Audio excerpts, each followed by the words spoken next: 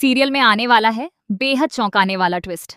पार्थ ने आखिरकार रियो से अपना बदला ले लिया है और उसे ऐसा धोखा दिया है जिसकी रियो ने कभी कल्पना भी नहीं की थी।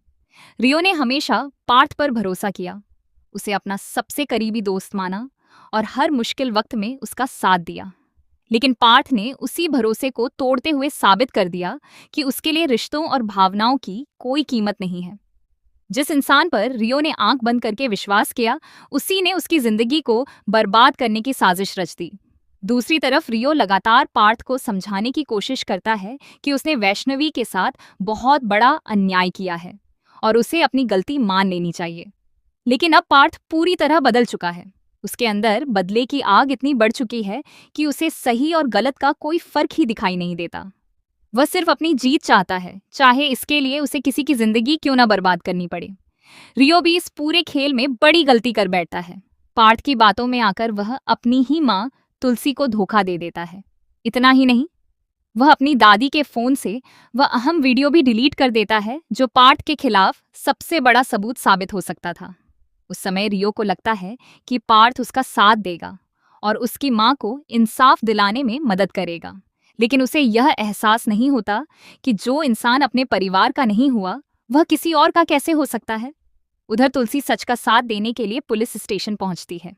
वह पूरी हिम्मत के साथ पुलिस के सामने सारी सच्चाई बताती है, लेकिन उसके पास कोई सबूत नहीं बचा होता। उसका फोन गायब है और वह वीडियो भी हमेशा के लिए डिलीट हो चुका है। ऐसे में पुलिस उसकी बातों पर भरोसा नहीं करती और पूरा मामला उसके खिलाफ जाता हुआ दिखाई देता है। इसी बीच जब रियो की हालत और उसके साथ हुए विश्वासघात की खबर नियति तक पहुंचती है, तो वह पूरी तरह टूट जाती है।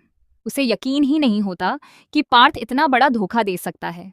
वह रो रोकर बुरी तरह बिखर जाती है और खुद को इस दर्द से बाहर नहीं निकाल पाती। अब कहानी में सबसे बड़ा झटका तब आता है जब सबूतों की कमी के कारण तुलसी ही कानूनी जाल में फंस जाती है। जो महिला वैष्णवी को न्याय दिलाने और पार्थ को सजा दिलाने निकली थी, वही खुद आरोपों के घेरे में आ जाती है। अदालत में उसके खिलाफ हालात ऐसे बनते हैं कि उसे 10 साल की जेल की सजा सुना दी जाती है। यह फैसला पूरे परिवार को हिलाकर रख देता है और हर कोई हैरान रह जाता है। इसके बाद कहानी में आता है लंबा लीप। 10 साल बाद तुलसी एक बिल्कुल नए रूप में वापस लौटती है। अब वह पहले जैसी मासूम और भावुक नहीं रही, बल्कि पहले से कहीं ज्यादा मजबूत, समझदार और आत्मविश्वासी बन चुकी है।